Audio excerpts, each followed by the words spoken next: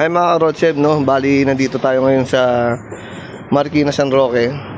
Pull down tayo ng 2 HP split type inverter aircon. Yan mga Rodseb, baka ganyan na rin karami yung mga aircon nyo. Kailangan nang i-pull down yan. Ayan.